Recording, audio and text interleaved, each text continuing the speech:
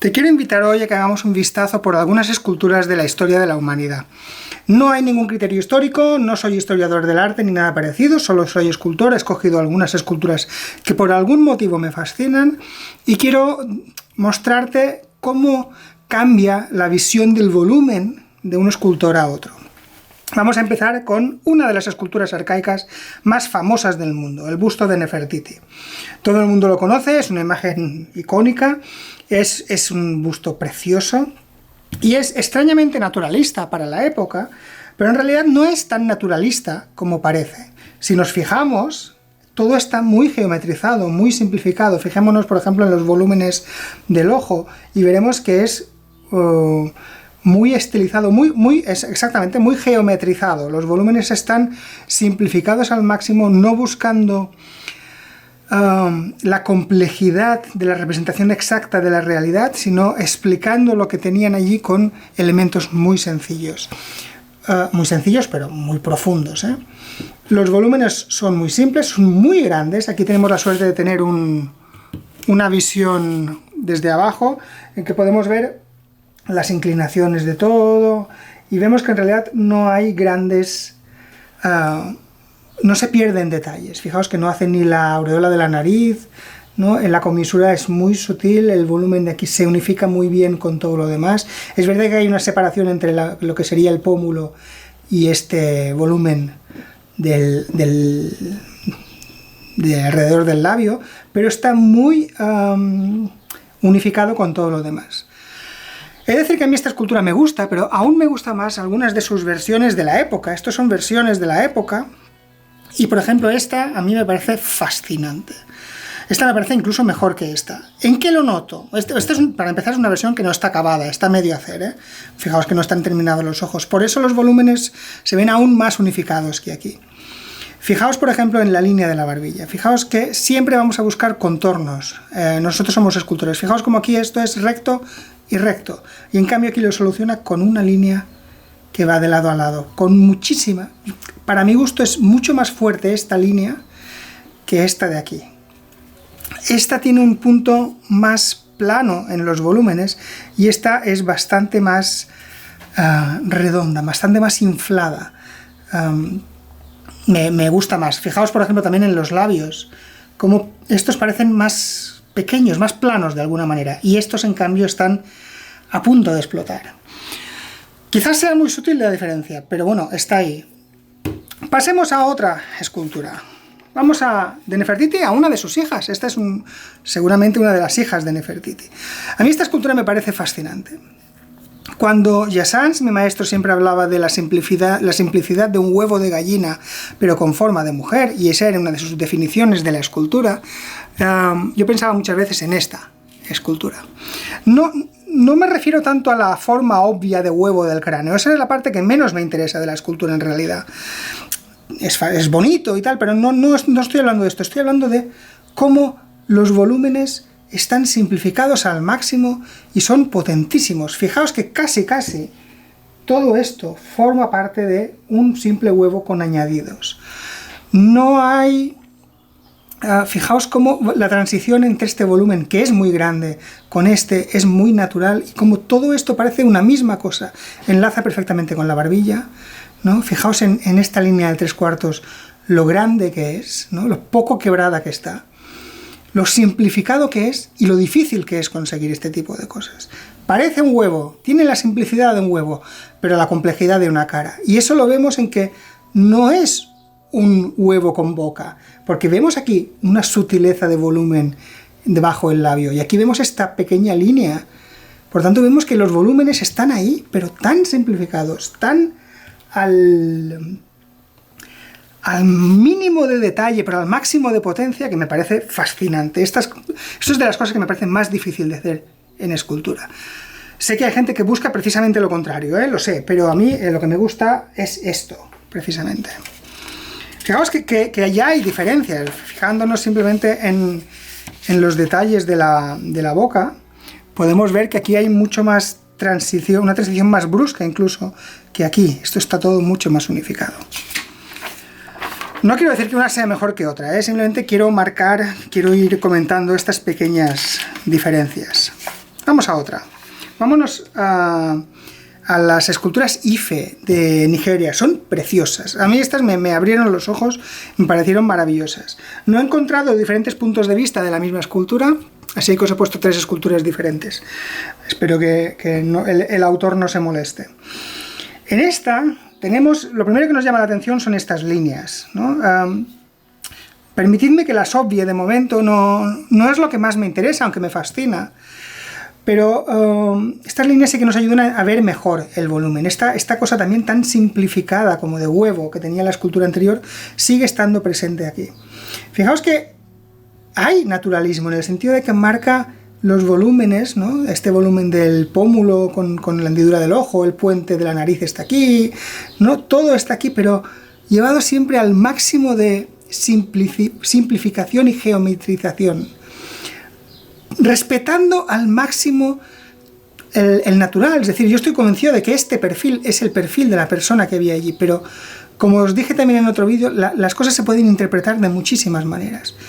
No hay concesiones a volúmenes pequeños, casi no hay anécdotas. Fijaos que incluso el ojo es un volumen grande, muy simplificado. Me parece una maravilla, o sea, me parece increíble. Fijaos que los volúmenes son muy grandes y sobre todo que no hay muchos, están muy bien unidos todos entre ellos. Pasamos a otra. Vámonos a la India. Para mí la India es Egipto con ornamentos y con movimiento, ¿no? Egipto desmadrado podría ser. Fijaos que los volúmenes siguen siendo tan puros, tan abstractos, tan geometrizados como en la escultura egipcia. Lo que pasa es que hay más concesiones al tema, al movimiento y sobre todo a los detalles.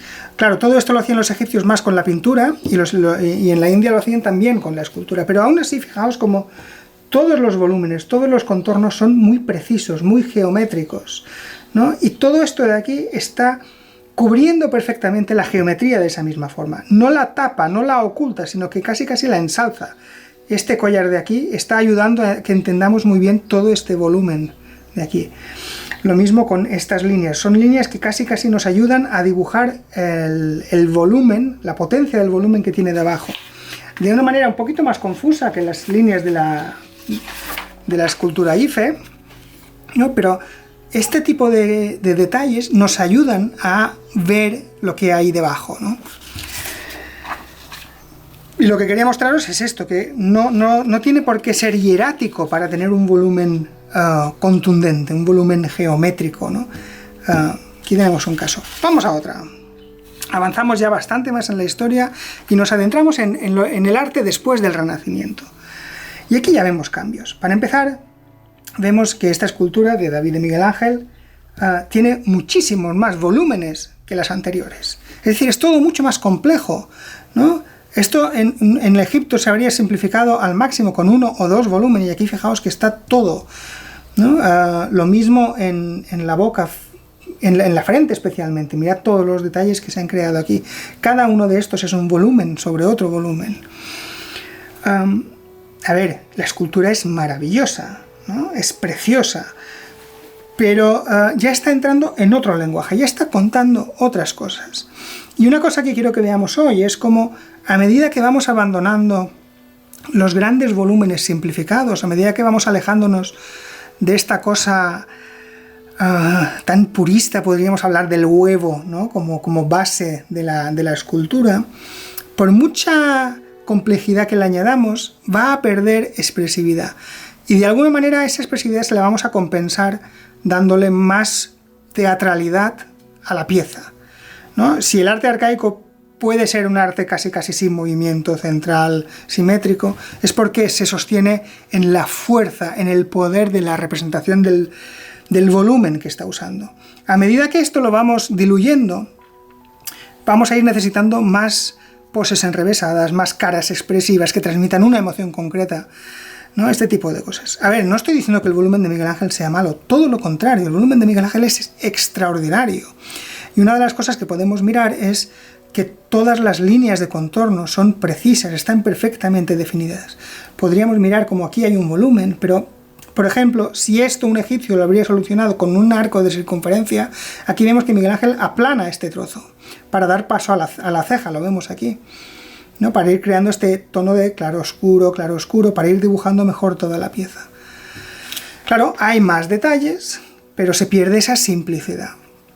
Hay gente a la que le gusta más esto, ¿eh? Y yo no lo puedo negar, y seguramente esto sea más difícil que Nefertiti.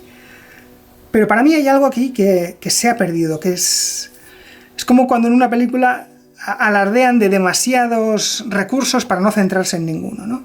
A ver, no estoy diciendo que sea esto, ¿no? Miguel Ángel es sin duda el mejor escultor que ha habido nunca. Cuando tenemos la suerte de ver una escultura desde el punto de vista de abajo, podemos fijarnos en las formas. Fijaos, por ejemplo, en cómo la boca está muy curvada. Eso le va a ayudar mucho a que sea muy expresiva a medida que te mueves alrededor de la escultura.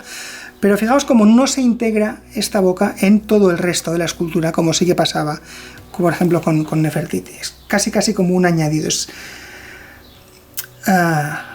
Bueno, no sé cómo decirlo para que no parezca que me parece mala, y no me parece mala, ¿eh? Me parece simplemente que ha habido un cambio aquí en cuanto a la concepción del volumen y de la escultura. Seguimos. Otro David, en este caso el de Bernini. Fijaos cómo, siendo maravillosa, es porque es maravillosa esta escultura, sin duda ninguna, fijaos cómo lo que os decía de la teatralidad va subiendo. ¿Sí? A medida que vamos abandonando la idea de volumen como centro emocional de la escultura, vamos a ir necesitando sustituir esa potencia narrativa con la potencia narrativa de la teatralidad de la pose, por ejemplo, ¿no? Buscar expresiones mucho más marcadas, poses muchísimo más exageradas, ¿no? Y no es malo, evidentemente no es malo, pero vemos que es un camino distinto. Fijaos como aquí ya las líneas siguen siendo claras, pero ya han perdido esa potencia narrativa que tenían en los contornos. Siguen siendo muy buenos volúmenes, perfectos volúmenes, pero vemos cómo se pierden, es decir, se pierde la unidad, ¿no? En cuanto a volumen, estoy hablando solo en cuanto a volumen, se pierde la unidad del huevo primigenio, casi que podríamos decir así, ¿no? Aún así, fijaos qué maravilla de mejilla, ¿no? Podríamos ver aquí 1, 2, 3, 4 volúmenes, y muchos más volúmenes pequeñitos por aquí, ¿no? Es preciosa, ¿eh? Bueno, una escultura que me parece maravillosa. Y me parece que tiene un poco lo mejor de los dos mundos. Es una escultura que a mí siempre me ha parecido gloriosa. En gran parte es por la fuerza que tiene la mirada, pero no solo es por eso, es también por la belleza del rostro que se explica también en los volúmenes. Fijaos que vuelve a ser un volumen casi de huevo, exceptuando el pelo y los detalles. La cara es muy simplificada, pero entreteniéndose, ¿no?, en los detalles, en los ojos especialmente, y en la boca un poquito. Fijaos como en la nariz ya, ¿no? Casi no hay aletas, como en Nefertiti, ¿no? Es como si quisiera moderar lo mejor de los dos mundos, ¿no? Geometrización máxima, detalle narrativo y emocional máximo, ¿no? Y es un juego de equilibrios que me parece preciosa. Esta cara me parece de las más bonitas de la historia del arte. Seguimos. Rodin. Para mí esto ya... Rodin me parece muy bueno, pero me parece un poco el principio del fin. En cuanto a esto, en cuanto al fin de la concepción del volumen. Además, Rodin es el máximo exponente de que cuanto menos volumen, menos potencia de volumen. Cuando hablo de potencia de volumen, id por ejemplo a la hija de Nefertiti, ¿no?, más teatralidad necesitamos. Esto es un detalle de los Bourgeois de Calais, en donde todas las figuras, y es una cosa que comparte mucho Rodin, son muy expresivas, muy atormentadas. En cambio, fijaos como el volumen ya se ha perdido completamente. Ya no vemos líneas potentes de volúmenes definidos. Fijaos que todas son líneas quebradas, ¿no? La figura está perfectamente montada, ¿no? No hay ningún defecto anatómico en eso. Pero la concepción del volumen ya es diferente. Fijaos que incluso los volúmenes que tenemos ya serían blandos, es decir, el contorno de esto no sería una línea limpia, serían una línea todo el tiempo ondulante, lo mismo en la cara, lo mismo en el brazo, ¿no? Hay siempre como una indefinición en la geometrización de la escultura, ¿no? Que hace que el lenguaje que ha utilizado el escultor es totalmente distinto. Repito, es un lenguaje distinto. A mí me gusta menos que el arcaico. No quiero decir que sea peor, son distintos, ¿eh? Pero a mí desde luego me gusta muchísimo más esto. Me gusta muchísimo más una cabeza IFE, ¿no? Me parece mucho más verdad esto de aquí que esto de aquí. Esto me parece más teatral. Un día hablaré más sobre esta diferencia. Espero que sobre todo veáis la parte de los volúmenes, que es de lo que quería que nos fijáramos hoy. Y para terminar, vamos a dar un paso atrás en el tiempo muy grande, ¿no? Y nos vamos a los principios. Y es una de las cosas que a mí me fascinan. Esta es una de las primeras esculturas de la humanidad. Bueno, se están descubriendo cada vez esculturas más antiguas. Y fijaos cómo la idea del volumen definido potente está en el principio. Es decir, no es una conclusión después de siglos y siglos de creación de arte. Es algo que está en la mirada del hombre cuando intenta representar lo que tiene en su cabeza o lo que tiene delante, ¿no? Esta concepción casi geométrica, simplificada y potenciada a través del lenguaje del volumen, de la forma, ¿no? A partir de simplificaciones muy grandes, muy geométricas, pero muy poderosas. Esta escultura podría ser perfectamente una abstracción de principios del siglo XIX, pero tiene 26, casi 30.000 años de antigüedad, ¿no? Y fijaos como todas las líneas de perfil son perfectamente geometrizadas, ¿no? Aquí hay una pequeña imperfección, pero a lo mejor es algún golpe, pero fijaos qué perfección de línea, de geometría, ¿no? Incluso la cabeza, por mucho que tenga detalles, es perfectamente una forma cerrada en sí misma. No es una bola tosca, es algo más complejo que una esfera, ¿no? Pero tiene su lógica interna y es una lógica que no está exactamente natural. Para mí, esto es la esencia de la escultura. Y en esta esencia hemos estado trabajando durante miles y miles y miles de años. La vamos enfocando de maneras distintas, pero siempre estamos manteniéndonos en esto, lo que hacía este hombre o esta mujer. Bueno, no sé si ha sido confuso o esclarecedor. Espero que te haya parecido interesante. Por favor, si es así, házmelo saber y haremos más análisis o más revisiones de esculturas del pasado, que a mí me parece muy enriquecedor. Y ya está. Y nos vemos muy pronto. Muchas gracias.